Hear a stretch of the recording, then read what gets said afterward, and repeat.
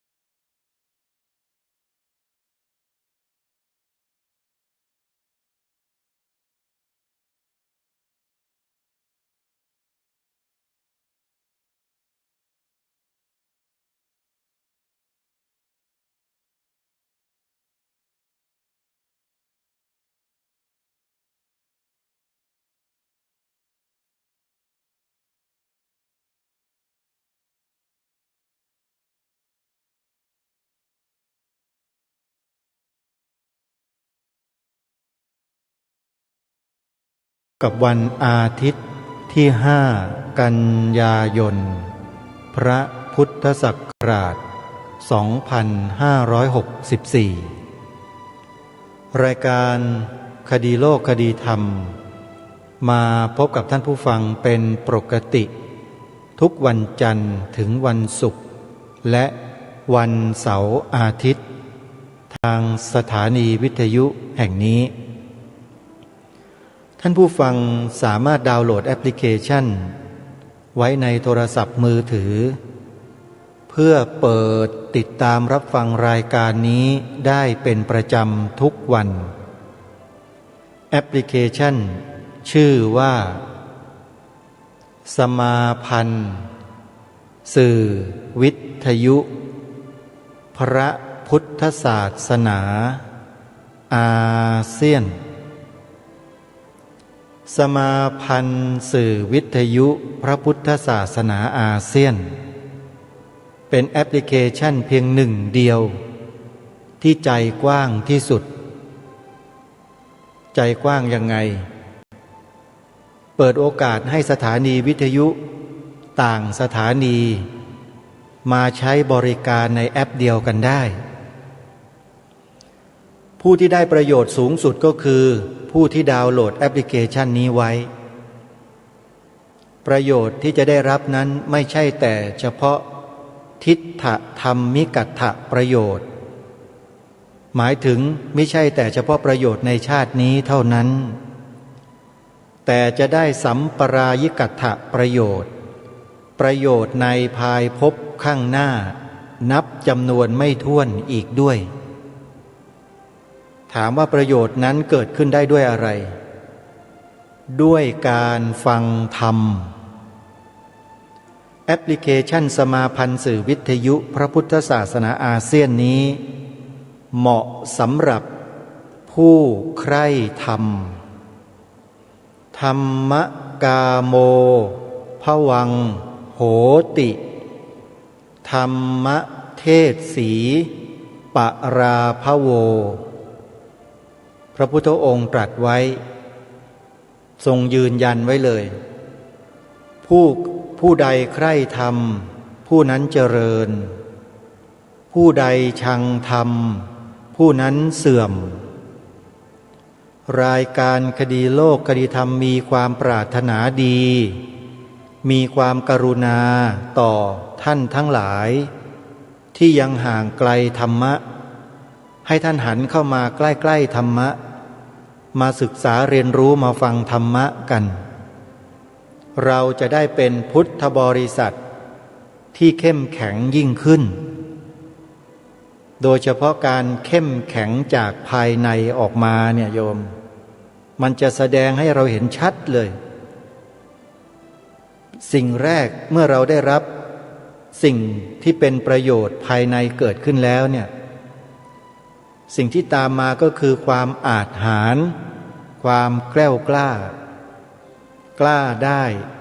แต่ไม่กล้าเสียคำว่าเสียในที่นี้ไม่ใช่เงิน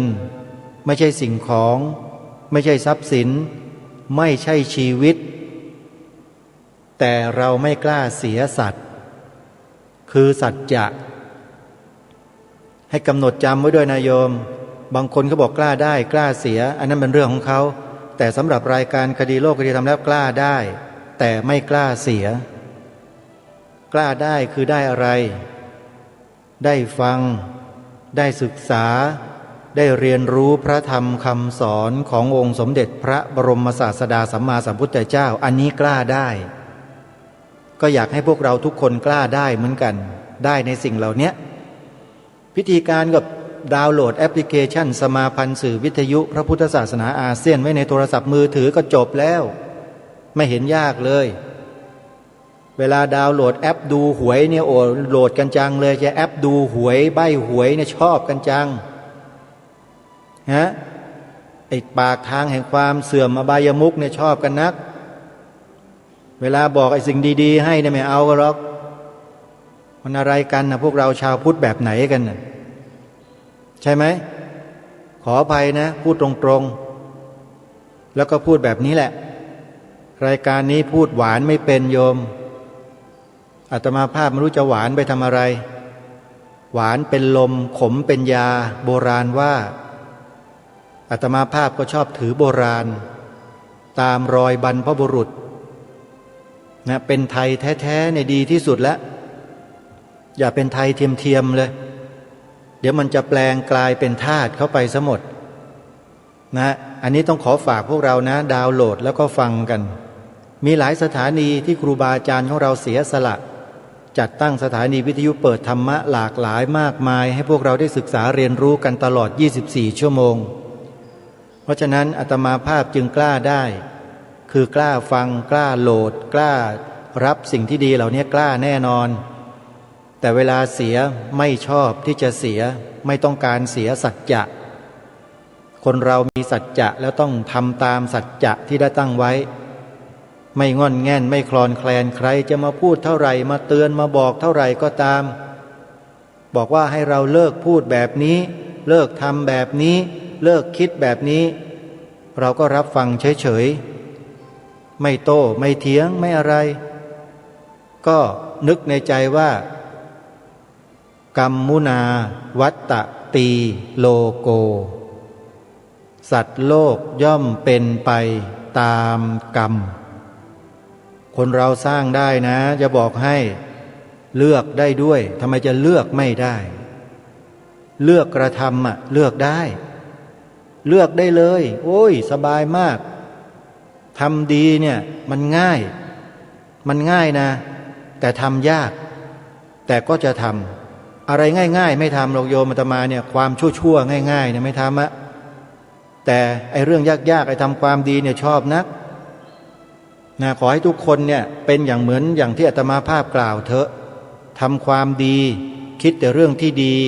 มีความปรารถนาดีต่อผู้อื่นและก็บ้านเมืองต่อสถาบันชาติศาสนาพระมหากษัตริย์แล้วท่านจะเห็นความอาจหาญแกล้วกล้าในใจเดี๋ยวมันจะเกิดขึ้นเองอย่าไปคิดที่จะได้อย่าไปคิดที่จะเอานั่นเอานี่ไขว่คว้าหาตะเกียกตะกายกระเฮี้ยนกระหือรืออยากจะได้ไม่ต้องไอ้อย่างนั้นมันเป็นผู้ตกอยู่ภายใต้อำนาจของความโลภแล้วแหละลาภยศสรรเสริญสุขเนี่ยตะเกียกตะกายไขว่คว้าหากันแย่งชิงกันนักไม่ได้เรื่องนะขอบอกว่าไม่ได้เรื่องไอ้ตัวกิเลสตัวนี้ไม่ได้เรื่องเลยมีแต่จะทำให้เราเสื่อมจริงๆแล้วก็เสื่อมกันทั้งวงการเลยเห็นไหมน่ะเพราะได้มาด้วยความไม่ชอบธรรมด้วยความทุจริตผิดศีลจบเพราะนั้นเราต้องมาชำระจิตใจของเราก่อนด้วยการศึกษาวิธีการศึกษาง่ายๆเลยฟังรายการนี้จึงมาย้ำให้พวกเราดาวน์โหลดแอปพลิเคชันนี้กันไว้บอกทุกวันเผื่อว่าใครจดไม่ได้หรือจดไม่ทันหรืออยากจะจดต่อ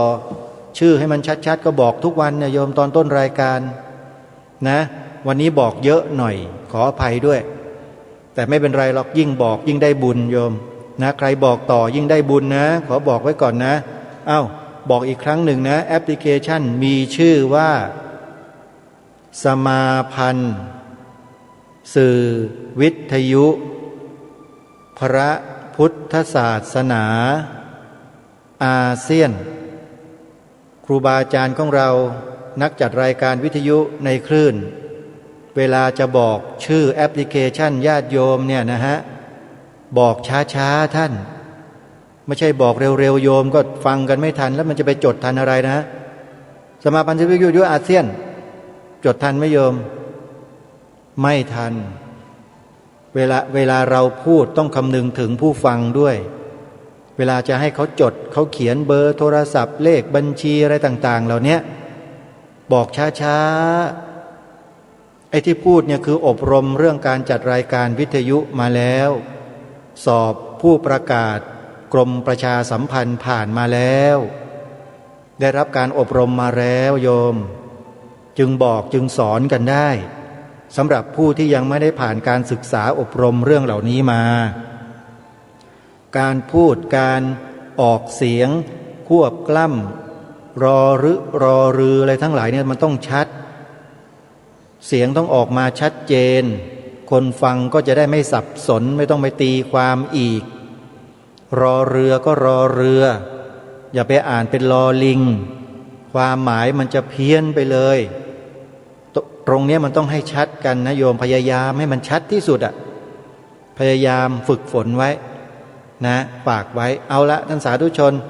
พูดไปพูดมาเดี๋ยวเครื่องร้อนอีกหยุดไว้แค่นี้ก่อนแล้วกันเนาะประชาสัมพันธ์ข่าวงานบุญกฐินครูบาอาจารย์ของเราอย่าลืมสถานีโทรทัศน์ดีทีวีที่อาตมาภาพเป็นรองผู้อำนวยการเป็นผู้ดำเนินรายการเป็นวิทยากรเป็นผู้ผลิตรายการเป็นมือตัดต่อเป็นอะไรเนี่ยที่ทำอยู่ท่องดีทีวีเนี่ยนะเชิญชวนญาติโยมเป็นเจ้าภาพทอดกฐินดีทีวีโยมใครจะเป็นเจ้าภาพนะโยมนะปีนี้จะไปจัดทอดกฐินกันที่วัดสามชุกใครจะร่วมบุญก็ติดต่อไปที่สถานีโทรทัศน์ดีทีวีโดยตรงได้เลยไม่ต้องผ่านที่อาตมาภาพนะอาตมาภาพไม่มีข้อมูลโทรไปที่02 ถ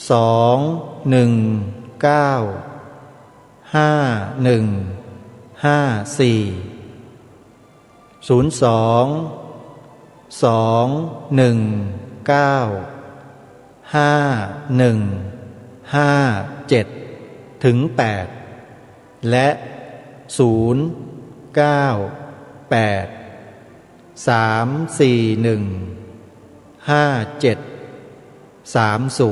ถึง 1โทรไปจองกฐินกันได้เลยปีนี้จะทอดที่วัดสามชุกอำเภอสามชุกสุพรรณบุรีในวันอาทิตย์ที่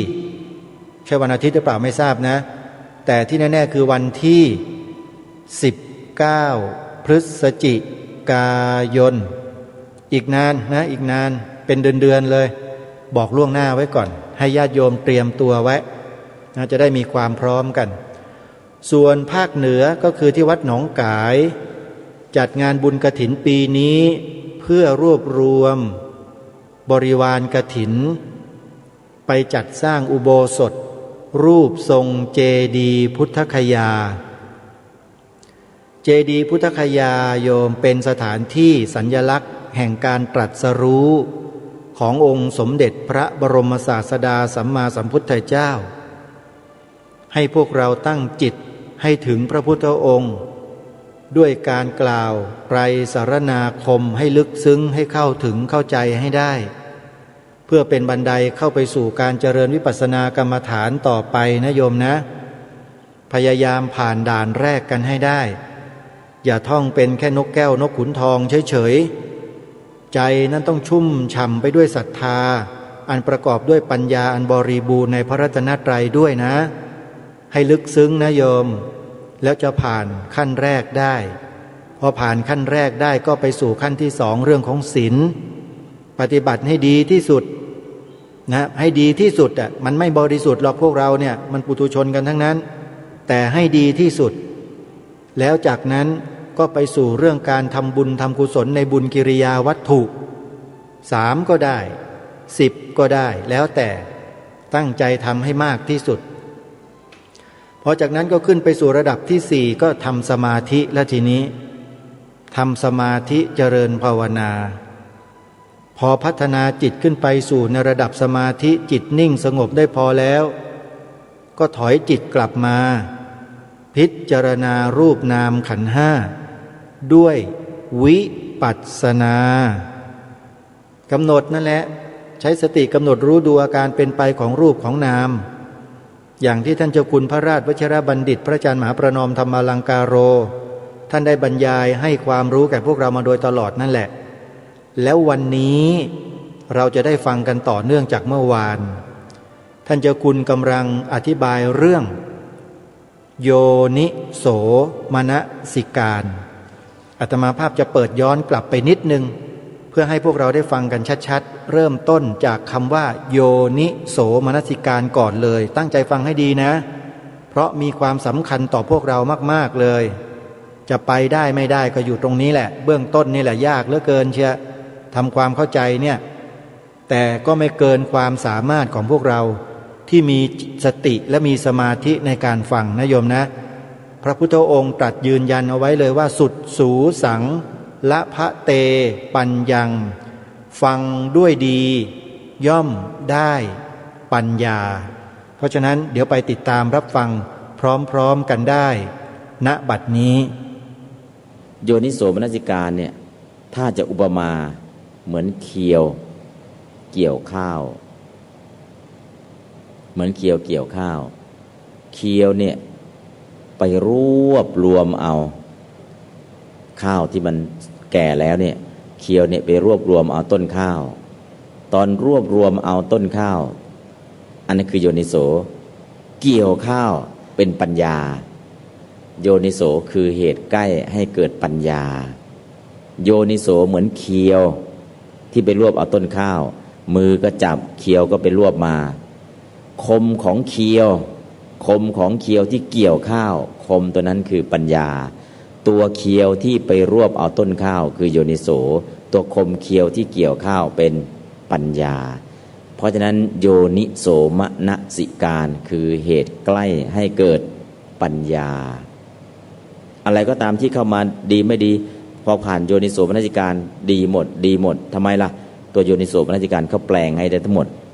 สิ่งที่เข้ามาเสียงด่าเข้ามาก็ผ่านโยนิโสมนสิการก็จบเสียงชมเข้ามาผ่านโยนิโสมนสิการก็จบโยนิโสมนสิการจะพิจารณาถึงเหตุถึงผลเหตุผลสิ่งที่ได้รับก็เป็นผลและก็เหตุของมันมาจากไหนสิ่งที่ได้รับเป็นผลและเหตุมาจากไหนโยนิโสมนสิการจะเชื่อมโยงเหตุผลพอเชื่อมโยงเหตุผลแล้วมีโยนิโสมนสิการพอมีโยนิโสมนสิการเราก็แปลเป็นภาษาไทยว่าการพิจารณาโดยอุบายอันแยบคายพิจารณาโดยอุบายแยบคายคือพิจารณาถึงเห็นผลแล้วก็ย้อนไปหาเหตุหรือหาเหตุแล้วผลปัจจุบันมันคือเนี่ยแล้วผลต่อเนื่องจนถึงผลอันสูงสุด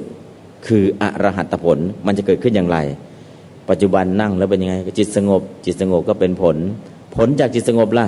ผลจากจิตสงบต่อเนื่องก็คือสงบขึ้นเรื่อยๆจากคณิกะสมาธิก็จะเป็นอุปจารสมาธิจากอุปจารสมาธิก็จะเป็นอัปปนาสมาธิพอถึงอัปปนาสมาธิก็เป็นสมาธิตั้งอยู่ในฌานแล้วก็ออกจากฌานมาก็พิจารณาต่ออีกนะออกจากฌานมาก็พิจารณาต่ออีกแล้วก็ขยับเข้าไปใหม่แล้วก็พิจารณาอีกสุดท้ายก็ยกจิตขึ้นสู่วิปัสสนาอันนี้ก็คือผลมันก็จะเกิดขึ้นสุดท้ายเข้าสู่โลกุตระมรรค4ผล4นิพพาน1อันนั้นคือผลสูงสุดเพราะฉะนั้นโยนิโสมนสิการซึ่งคนไทยนิยมใช้คำศัพท์นี้โยนิโสบ้างสิโยนิโสบ้างสิโยนิโสคืออะไรคือให้พิจารณาถึงเหตุถึงผลการที่พิจารณาถึงเหตุถึงผลได้ต้องฝึกอยู่บ่อยๆฝึกอยู่บ่อยแต่ถ้าอดีตเหตุสร้างไว้พร้อมแล้วโยนิโสมนสิการไม่ได้ยากเลยแต่ถ้าปุเพกตปุญญาตาชาติก่อนก็ไม่เคยทำบุญไว้ปฏิรูปประเทศสวาสะอยู่ในประเทศที่สมควรก็ไม่มีอัตตสัมมาปณิธิตั้งตนไว้ชอบตั้งจิตคิดจะพัฒนาตนเองก็ไม่มีสัพพริสูปสังเสวะเข้าไปคบหาท่านผู้รู้ก็ไม่มีแล้วก็สัทธรรมสวนะฟังพระสัทธรรมก็ไม่ได้ฟังโยนิโสจะเกิดได้ไหมไม่เกิดเหตุให้เกิดโยนิโสคือ5อย่างแต่พอโยนิโสเกิดแล้วอะไรจะเกิดขึ้นกุศลทั้งมวลเกิดขึ้นต่อจากโยนิโสปัญญาทั้งมวลเกิดขึ้นต่อจากโยนิโสเพราะฉะนั้นตัวโยนิโสมนสิการเนี่ยคือตัวแปลงสัญญาณที่ไม่ดีให้กลายเป็นดีได้ทั้งหมดสำคัญมากทำไมเราจึงเดินตอนแรกก็ถ้าเราไม่เดินก็มันไม่ได้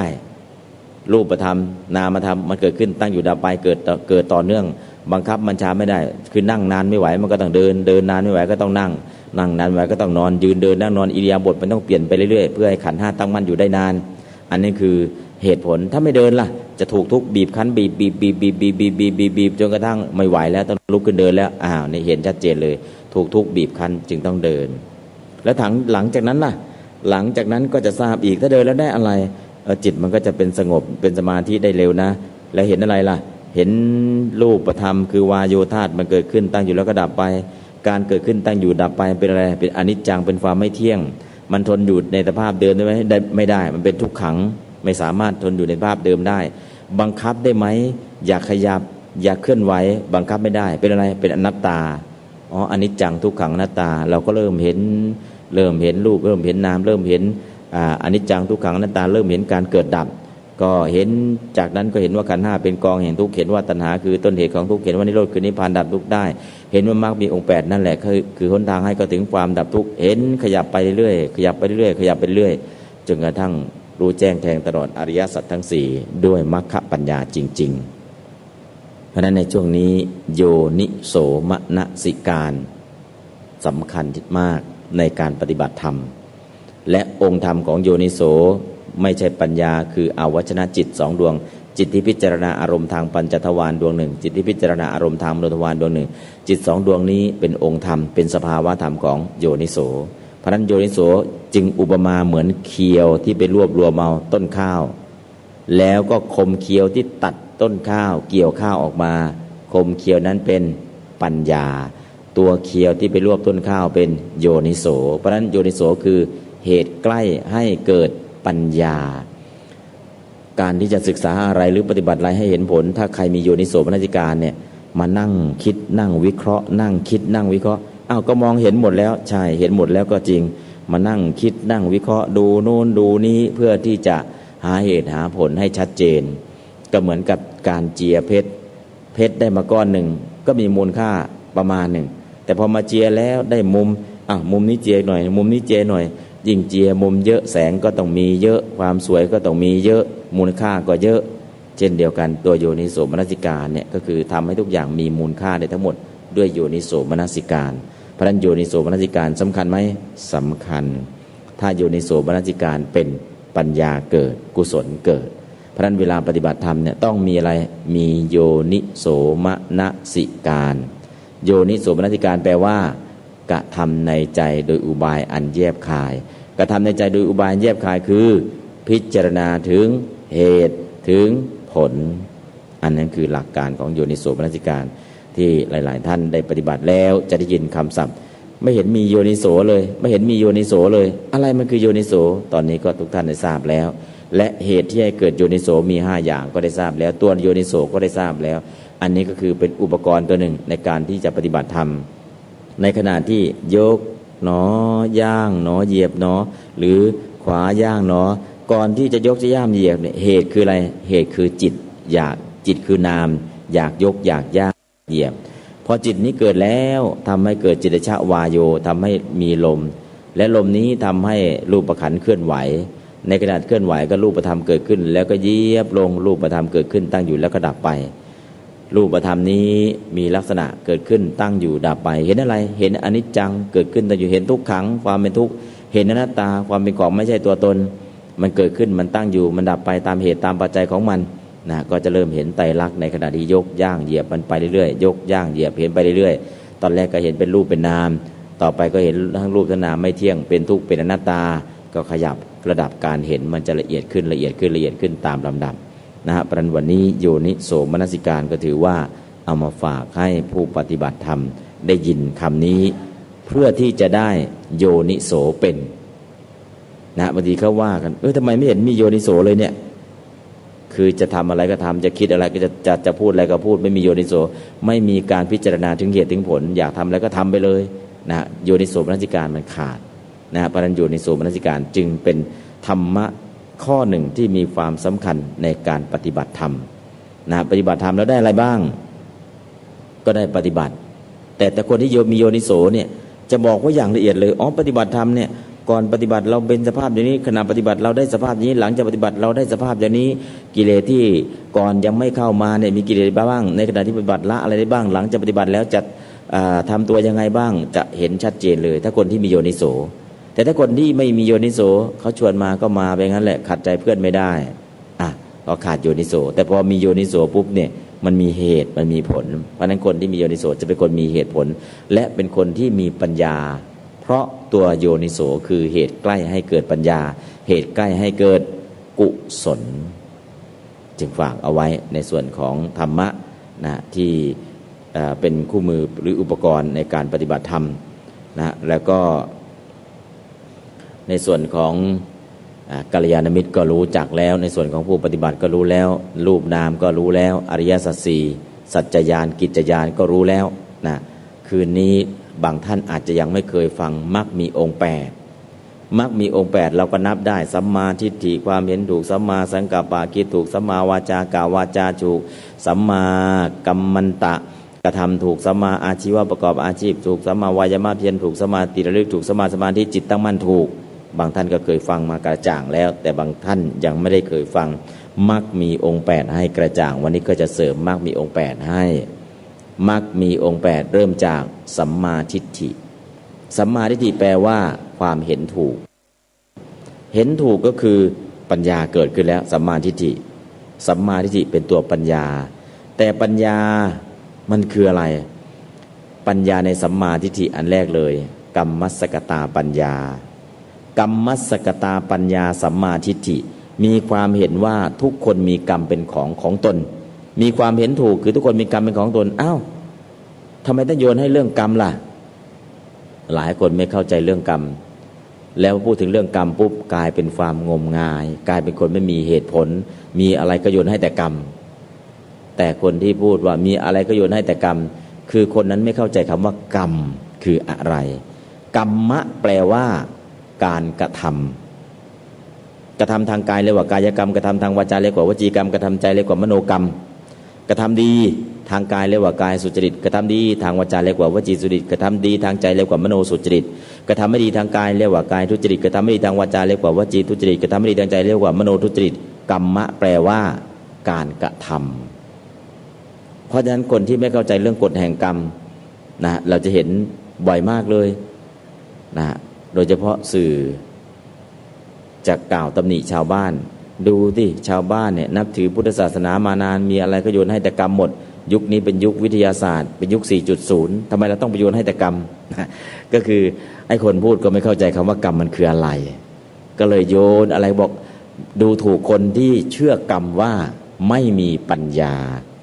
แต่คนที่จะเข้าใจเรื่องกฎแห่งกรรมได้ต้องเป็นคนมีปัญญาที่เรียกว่ากรรมสักกตาปัญญาสัมมาทิฏฐิสัมมาทิฏฐิคือปัญญาขั้นพื้นฐานเลยต้องมีปัญญาเชื่อกรรมกรรมศรัทธาเชื่อกรรมวิปากศรัทธาเชื่อผลของกรรมกรรมสักกตาศรัทธาเชื่อทุกคนมีกรรมเป็นของตนเพราะนั้นก็คือปัญญาเข้าไปรู้โอ้เราทำอย่างไรเราก็ได้อย่างนั้นแหละทำปัจจุบันบางทีมันส่งผลเดี๋ยวนี้บางทีส่งผลในภพชาติต่อไปทำปัจจุบันและส่งผลในปัจจุบันเรียกว่าทิฏฐธรรมเวทนียกรรมทำปุ๊บชาตินี้เห็นผลเลยถ้าชาตินี้ไม่ส่งผลชาติที่สองล่ะเรียกว่าอุปปัชชะเวทนียกรรมถ้าชาติที่สองไม่ส่งผลชาติที่สามล่ะอัปราปริยะเวทนียกรรมทำแล้วแต่มันไม่ส่งผลล่ะอโหสิกรรมเพราะฉะนั้นกรรมะแปลว่าการกระทำคนที่มีปัญญาเท่านั้นจะเข้าใจเรื่องกฎแห่งกรรมมีครั้งหนึ่งโตเทยพราหมณ์ลูกชายของโตเทยเศรษฐีทูลถามพุทธองค์ว่าข้าแต่พระองค์ผู้เจริญคนเราเกิดมาทำไมมันต่างกันบางคนรวยบางคนจนบางคนโง่บางคนฉลาดบางคนมียศถาบรรดีบางคนไม่มียศถาบางคนเกิดในตระกูลสูงบางคนเกิดในตระกูลต่ำพุทธองค์ก็ตัดคำเดียวเพราะกรรมกรรมังสัตเตวิภัชติกรรมย่อมจำแนกสัตว์ให้เลวและประณีตต่างกัน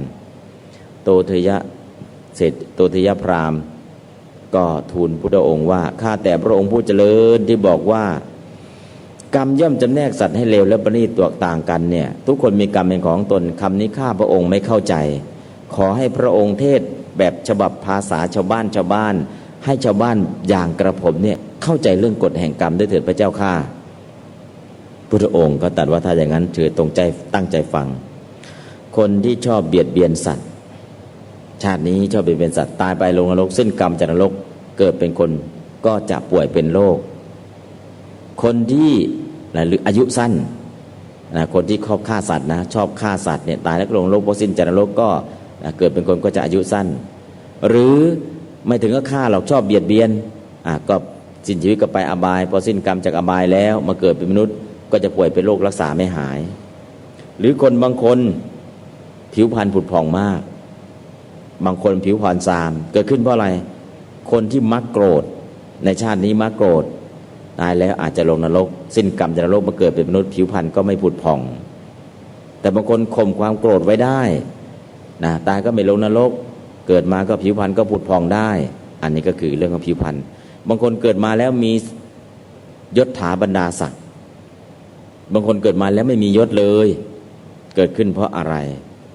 เกิดขึ้นที่มียศถาบรรดาศักดิ์เนี่ยเพราะไม่มีอิจฉาไม่มีริษยาไม่มีอิจฉาริษยาเกิดมาก็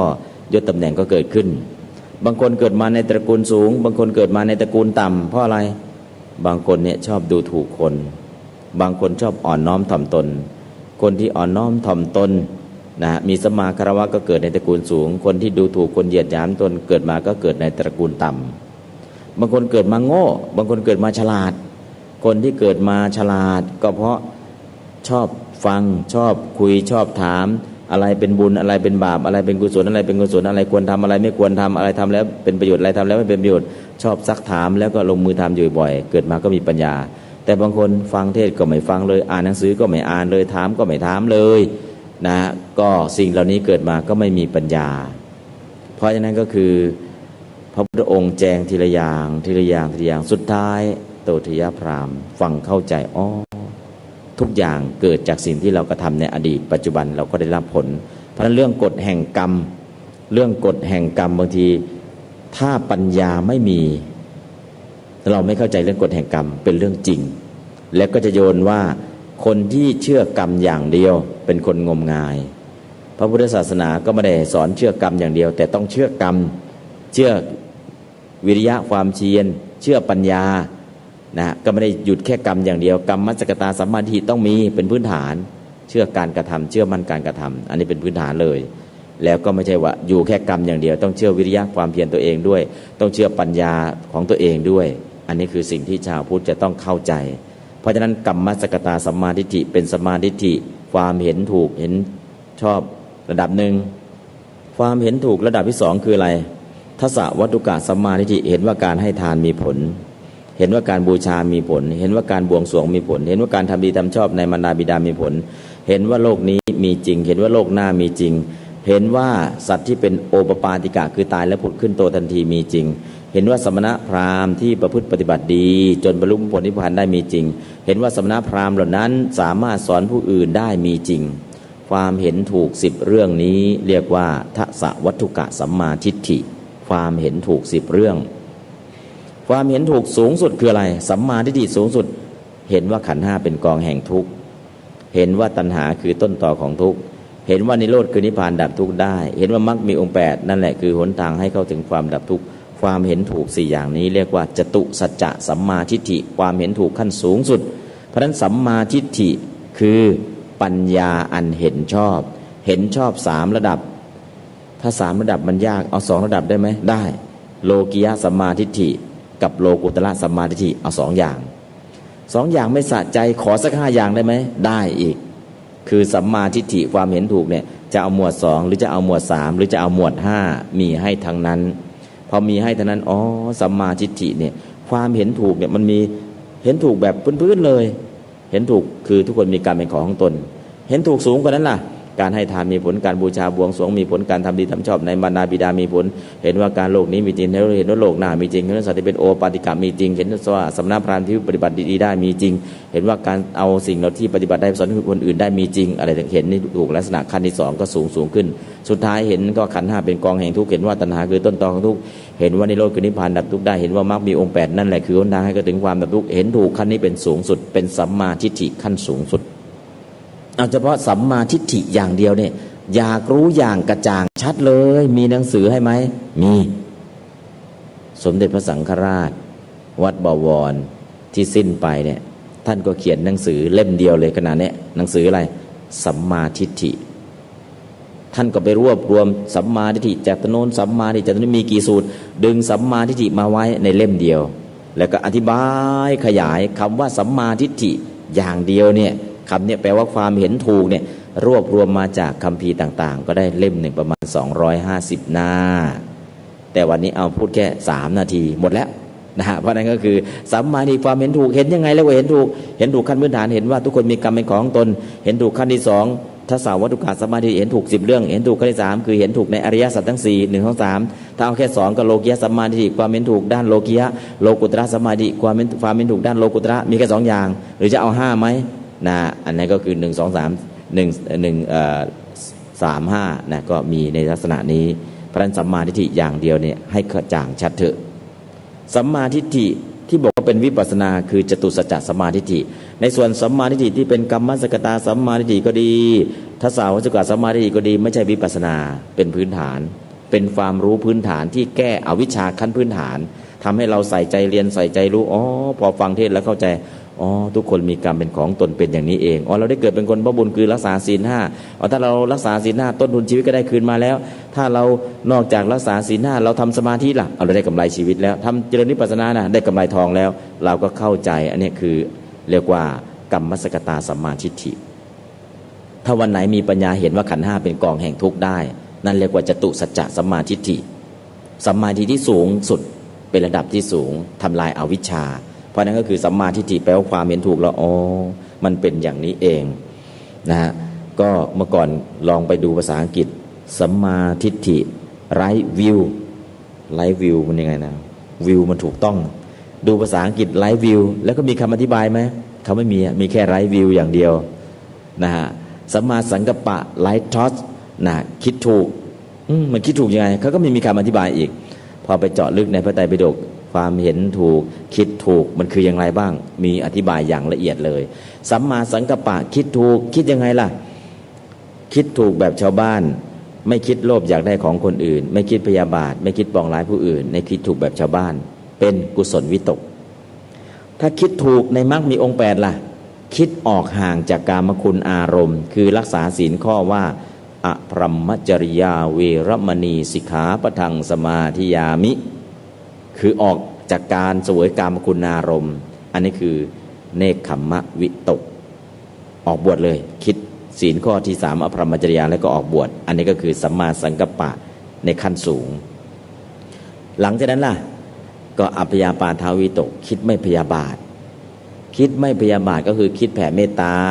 อวิหิงสาวิตกไม่คิดเบียดเบียนไม่คิดเบียดก็คือคิดจะช่วยเหลือเพราะฉะนั้นสัมมาสังกัปปะสัมมาทิฏฐิความเห็นถูกสัมมาสังกัปปะคิดถูกพอคิดถูกอ๋อไม่คิดหมกมุ่นกับกามคุณอารมณ์แล้วนะไม่คิดจะเบียดเบียนใครแล้วพอเห็นว่าอ๋อความคิดเบียดเป็นทุกข์นะคิดพยาบาทปองร้ายผู้อื่นก็เป็นทุกข์อันนี้คือสัมมาสังกัปปะที่มันสูงขึ้นต่อมาสัมมาวาจากล่าววาจาถูกไม่พูดเท็จไม่พูดส่อเสียดไม่พูดคำหยาบไม่พูดเพ้อเจ้อยากไหมยากไม่พูดเท็จเราก็พอทำได้ไม่พูดส่อเสียดก็พอทำได้ไม่พูดคำหยาบเราก็พอทำได้ไอ้แต่ไม่พูดเพ้อเจ้อคือยังไงพอเจอหน้ากันเป็นยังไงสบายดีไหมไม่เป็นยังไงเป็นยังไงรถติดไหมโอ้รถติดมากเลยแล้วจะกลับยังไงน่ะ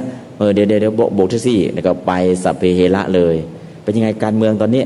การเมืองตอนนี้ไม่นิ่งตอนนี้ปรับครม.แล้วนะเป็นยังไงหน้าตาครม.โอ้ยนะเป็นครม.ราชการไม่มีอะไรหรอกเราก็เมาไปเรื่อยอันนี้เรียกว่าอะไรสัมผัสปลาปะเพ้อเจ้อสัมผัสปลาปะเพ้อเจ้อแล้วเผลอพูดแล้วทำยังไงเผลอไปแล้วเสร็จเลยคนนี้ศีลข้อนี้ไม่ได้แล้วไอ้ที่พูดมานะผู้พูดก็ไม่เที่ยงผู้ฟังก็ไม่เที่ยงพลิกเลยไม่เป็นสัมผัสปลาปะถ้าเผลอพูดไปแล้วนะเมื่อกี้นี่เผลอเมาเต็มที่เลยก็ห้ามเมาห้ามพูดแต่พูดแล้วสัมผัสปลาปะมันเอาแล้วทำไงดีไอ้ที่พูดมาทั้งหมดนะผู้พูดก็ไม่เที่ยงผู้ฟังก็ไม่เที่ยงดึงเข้าสู่ไตรลักษณ์ให้ได้จบแต่ถ้าไม่ดึงเข้าสู่ไตรลักษณ์ยังอยู่ในสัมผัสปลาปะแต่ถ้าดึงเข้าสู่ไตรลักษณ์คำพูดที่พูดไปนะก็เป็นแค่สัทธารมณ์เป็นเสียงต่างๆเพราะฉะนั้นผู้พูดเที่ยงไหมไม่เที่ยงคนที่ได้ยินเที่ยงไหมไม่เที่ยงดึงเข้าสู่อนิจจังทุกขังอนัตตานะดึงเข้าสู่รูปดึงเข้าสู่นามถ้าอย่างนี้ก็จะไม่เป็นสัมผัสปลาปะแต่ถ้าเมาแบบสนุกสนานเลยสัมผัสปลาปะรักษายากเพราะฉะนั้นที่ปฏิบัติเขาจะเขียนไว้ยังไงปิดวาจาทำไมต้องปิดวาจาก็มีปากแล้วทำไมต้องให้เราปิดวาจาด้วยเขาจะช่วยรักษาศีลข้อนี้ให้แต่เราไม่เข้าใจทำไมเคร่งนักไม่ยอมให้พูดให้จาเลยถ้าพูดแล้วเราจะพูดอะไรเราก็เห็นหน้าปุ๊บเป็นยังไงสบายดีไหมคืนนี้นอนไม่ค่อยหลับเลยแล้วปฏิบัติล่ะฟุ้งมากไม่ค่อยอารมณ์ไม่ได้เลยไปแล้วคือไม่ออกไม่อยู่ในรูปในนามแล้วมันออกไปนอกเรื่องเป็นไรสัมผัสปลาปะยากไหมยากเพราะฉะนั้นเนี่ยที่เขาบอกว่าปิดวาจาปิดวาจาเพื่อไม่ให้เราผิดศีลข้อนี้แต่ถ้ามันผิดแล้วมันมีโทษอะไรสมาธิตอนแรกทำได้ทั้งวันพอคุยหน่อยเดียวสมาธิที่มีอยู่หายหมดอารมณ์กรรมฐานหายหมดเพราะฉะนั้นการคุยการพูดการคุยซึ่งเรียกว่าสัมผัสปลาปะเนี่ยมันทำลายสมาธิจึงไม่ให้พูดแต่ถ้าถามถ้าปฏิบัติอย่างนี้มันจะได้อย่างไรอย่างนี้ถามได้หรือสุขภาพไม่ดีตอนนี้อยากจะไปหาหมอบอกได้ในลักษณะอย่างนี้แต่ถ้าสัพเพเหระก็ถือว่าสัมผัสปลาปะแต่ถ้าใครรักษาได้นะทันทีที่รักษาได้วาจาศักดิ์สิทธิ์ทันทีที่รักษาได้นะไม่พูดเท็จไม่พูดส่อเสียดไม่พูดคำหยาบไม่พูดเพ้อเจ้อไม่พูดเท็จพูดแต่คำจริงคำสัตย์ไม่พูดส่อเสียดพูดแต่คำที่ทำให้คนสมัครสมานสามัคคีไม่พูดคำหยาบพูดแต่คำไพเราะสนอโสดไม่พูดเพ้อเจ้อพูดแต่สิ่งที่ดีมีสาระถ้า4อย่างนี้ทำได้ก็สุดยอดเลยวาจาศักดิ์สิทธิ์สำหรับชาตินี้นะวาจาศักดิ์สิทธิ์ชาติหน้าล่ะรูปร่างจะสมสัดส่วนผิวพรรณจะผุดผ่องฟันเรียบฟันงามลิ้นบางลิ้นยาวพูดได้ชัดพูดได้คล่องไม่ติดอ่างแล้วก็โทนเสียงเหมือนเสียงพรหมนกกระเวกพระสัมมาสัมพุทธเจ้ามีโทนเสียง8ประการโทนเสียง8ประการคือเสียงไม่แหบไม่แห้งเสียงไม่เครือพร่าเสียงดังฟังชัดเสียงไพเราะสนอโสดเสียงทุ้มเสียงก้องกังวานเสียงฟังแล้วจับจิตจับใจโทนเสียง8ประการนี้พรหมนกกระเวกพระสัมมาสัมพุทธเจ้าพรหมเป็นธรรมชาติพรหม เกิดด้วยอำนาจของฌานนกกระเวกเป็นธรรมชาติพระสัมมาสัมพุทธเจ้ามีโทนเสียงอย่างนี้เพราะบุญญาฤทธิ์คือรักษาวจีสุจริตสี่เพราะฉะนั้นรูปร่างหน้าตาของเราเนี่ยไม่ต้องไปโทษใครนะบางคนก็บอกสงสัยพ่อแม่ไม่ค่อยตั้งใจนะรูปร่างหน้าตาของเราไม่ค่อยดีเลยไปโทษพ่อโทษแม่ของเราอีกนะบางทีลูกบางคนก็คิดมากรูปร่างหน้าตาของเราขึ้นอยู่กับปากเราปากดีรูปร่างมันก็บูดเบี้ยวตามที่เราบาดไปวันนั้นคือวจีทุจริตสี่เนี่ยถามว่าเอ้ามันเกี่ยวกับตรงไหนมหาปุริสลักษณะ32ประการอนุพยัญชนะ80พระองค์ได้ครบทั้งหมดผลของการรักษาวจีสุจริตสี่เพราะนั้นถ้าใครอยากได้ก็รักษาเอานะวจีสุจริตสี่ทำให้มีสมาธิได้ดีด้วยแล้วก็มีวาจาศักดิ์สิทธิ์ด้วย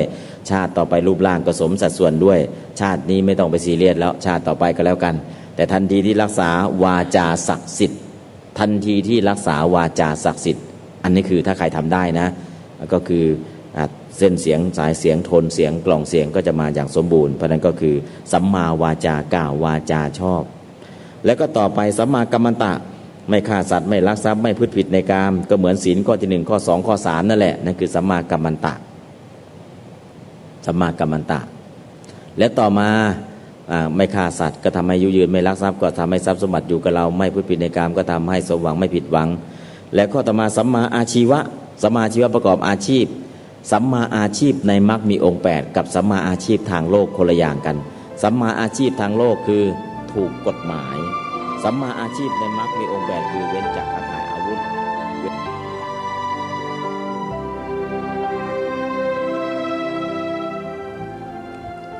ท่านสาธุชนผู้ฟังทุกท่านเนื่องด้วยเวลาของรายการของเราหมดในช่วงนี้ก็เลยต้องขอยุติการเปิดธรรมบรรยายของท่านเจ้าคุณพระราชวชิรบัณฑิตไว้แต่เพียงเท่านี้ก่อนนะโยมนะก็เป็นอันว่าเรื่องโยนิโสมนสิการนั้นเรายังจะต้องฟังกันต่อเนื่องในวันต่อไปและเดี๋ยวท่านเจ้าคุณก็จะเข้าไปถึงเรื่องของมรรคมีองค์8โดยลำดับซึ่งวันนี้เราก็ได้รับความรู้ความเข้าใจเรื่องโยนิโสมนสิการกันไปแล้วนะโยมนะเพื่อเป็นเหตุเป็นปัจจัยนำไปสู่ความรู้ความเข้าใจเรื่องของสภาวะที่เกิดขึ้นตั้งอยู่และดับไปตามความเป็นจริงนั่นเองนี่คือการปฏิบัติวิปัสสนากรรมฐานถือว่าเป็นวิชาการขั้นสูงสำหรับพุทธบริษัทของเราเป็นเรื่องที่ไม่ง่ายแล้วก็ไม่ยากขึ้นอยู่กับตัวของผู้ปฏิบัติเองว่ามีความตั้งใจจริงหรือไม่จริงแค่ไหนอย่างไรอันนี้เดี๋ยวเรามาฟังกันต่อในวันพรุ่งนี้วันนี้เวลาของรายการหมดลงแล้วธรรมภาพต้องขอสมมุติยุติรายการไว้แต่เพียงเท่านี้พบกันใหม่ในวันต่อไปขอความสุขสวัสดีในธรรมแห่งองค์สมเด็จพระบรมศาสดาสัมมาสัมพุทธเจ้าจงปรากฏเกิดมีขึ้นในจิตใจของท่านผู้ฟังทุกท่านทุกคนเทินขอเจริญพร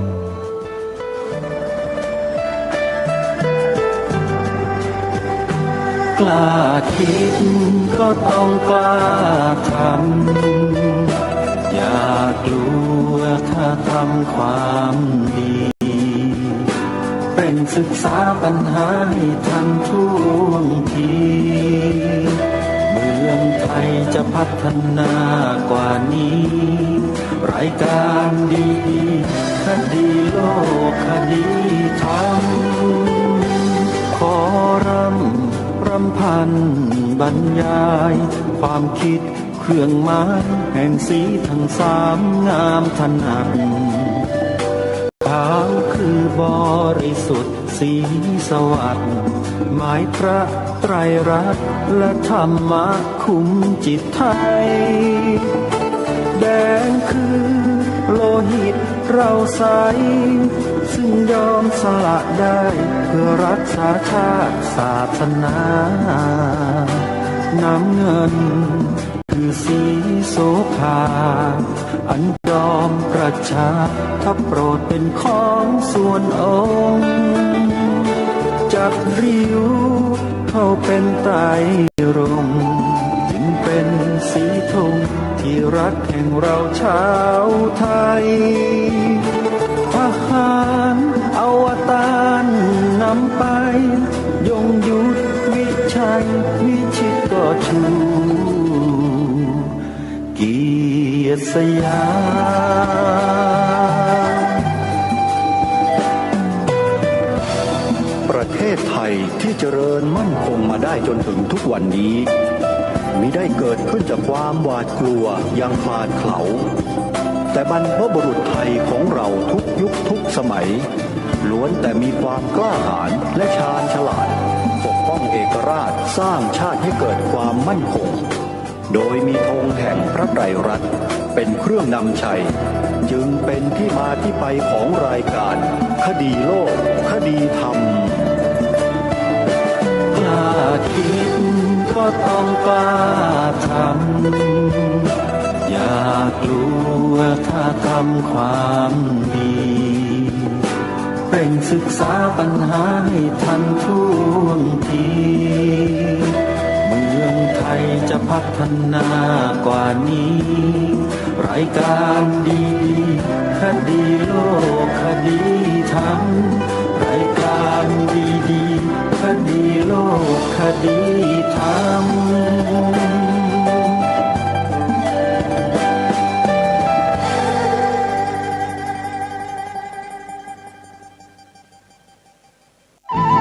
ที่จบไปแล้วนั้นเป็นรายการคดีโลกคดีธรรมดำเนินรายการโดยพระครูปลัดนรงค์ฤทธิ์